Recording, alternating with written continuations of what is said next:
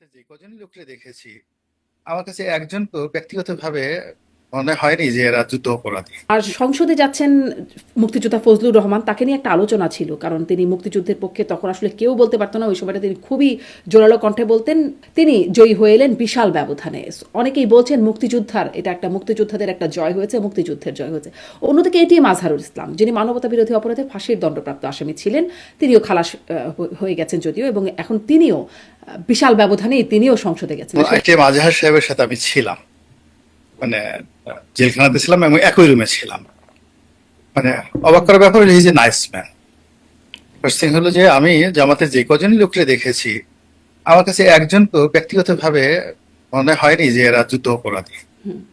মনে হয় না যে ৭১ খুন, ধর্ষণ, রাহাজানির সাথে এই মানুষগুলো জড়িত। নিঃসন্দেহে ৭১ অনেক মন্দ কাজ হয়েছে। তারা হয়তো নেতৃত্বে ছিলেন, তারা হয়তো কমান্ডিং এ ছিলেন, ইটস ওকে। কিন্তু ব্যক্তিগতভাবে মানে ওনারা লেখাপড়া, তাদের ব্যক্তিগত জীবন, বোঝাপড়া সব মিলিয়ে আমাদের যে অ্যাভারেজ যারা রাজনীতিবিদ তাদের সাথে ওনারা অনেক শ্রেষ্ঠ, এতে কোনো সন্দেহ নেই। আপনি এই যে কামরুজ্জামান সাহেবকে আমরা ফাঁসি দিয়েছি, আপনি he was a asset in the politics. Kamruzzaman সাহেব একজন অ্যাসেট ছিলেন। এই যে মীর কাসিম সাহেবের ছেলে আরমান হয়েছে, আর যদি মীর কাসিম সাহেব জীবিত থাকতেন, মানে এটা দেশের জন্য অনেক উপকার। সে শুধুমাত্র জামাত নেতা ছিলেন না, তার ভিতরে যে উদ্যোক্তা হওয়ার যে গুণাবলীগুলো ছিল এবং তার ভিতরে যে ইনোভেটিভ পাওয়ার গুলো ছিল, এরকম মানুষ 10 লাখে একজন পাওয়া যায় না বাংলাদেশে। এই যে কাদের মোল্লাকে ফাঁসি দেওয়া হয়েছে, আমি তাদের সাথে মিশেছি, it's unique personality. Kader Molla সমপর্যায়ের ট্যালেন্টেড লোক। এখন বিএনপি, আওয়ামী লীগ কোনো জায়গাতে সেকেন্ড লোক নাই।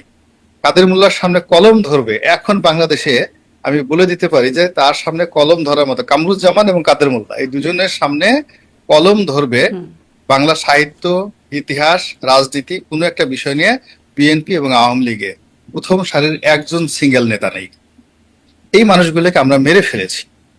এখন আমি আওয়ামী লীগ করি, জামাত, তাদের বিরুদ্ধে অনেক অভিযোগ আছে, সবকিছু আছে, বাট আমার কাছে মনে হচ্ছে যে সেই যে যুদ্ধাপরাধীদের যে বিচার হয়েছে, এটাকে আবেগ কাজ করেছে, সেন্টিমেন্ট কাজ করেছে, কিন্তু এখানে আসলে কিন্তু জনাব ন্যায় গোলাম বিচার মাওলা, হয়। আপনি খুব সুন্দর করে বলছেন তাদের যে জ্ঞান, গরিমা, সেই মাহাত্ম্য জায়গাটা, কিন্তু ধরেন আওয়ামী লীগ, আচ্ছা তারা না হয় রাজনৈতিক প্রতিপক্ষ, বিএনপি, জাতীয় পার্টি, বাম দলগুলো, ইভেন এনসিপি তাদের সাথে যে জোট করলো, তারাও জোটের আগে মানে এক বাক্যে সবাই সেই দলকে তাদের মানে সেটিকে স্বাধীনতা বিরোধী, মুক্তিযুদ্ধ বিরোধী বলে।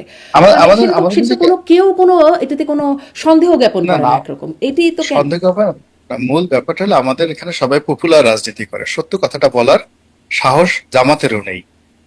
জামাত খুব সহজে স্বাধীনতার সময় তাদের যে কৃতকর্মগুলো, সেই কৃতকর্মগুলোর ব্যাপারে দায় স্বীকার করে যদি সত্য কথাগুলো সুন্দরভাবে বলতে পারতো তাহলে তাদের জন্য নিরাপদ হতো। আবার আমরা অন্য জায়গায় করি কি, যখনই কারোর সঙ্গে পেরে উঠি না, কোনো সঙ্গে পেরে উঠি না। এখন জামাতের যেমন আপনি ধরেন আমির ডাক্তার শফিক করিম, বা তিনি একজন ডাক্তার।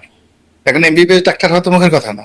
তার স্ত্রী ডাক্তার, তার ছেলে মেয়ে ডাক্তার, তার যে একটা ফ্যামিলি বন্ড, যেমন তাকে আমি পারি না, এখন তাকে নাম দিয়ে দিলাম সুম্মা শফিক। সে একজন লোক দিয়েছেন, একটা নাম দিয়ে দিলাম, মানে যে কোনো একটা লোককে ছোট করার জন্য তাকে আমি মানে একটা ট্যাগ দিয়ে দিচ্ছি। এটা হলো বাংলাদেশের একটা স্বাভাবিক কালচার আর কি। তো এরকম আর কি, তারেক রহমান সাহেবের একই অবস্থা, তারেক রহমান সাহেব পেরে উঠতেছে না কেউ।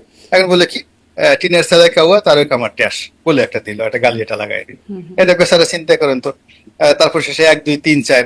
তো এই জিনিসগুলো কি আমাদের দেশের, এগুলো বাঙালির একটা খুব ব্যাড কালচার আর কি।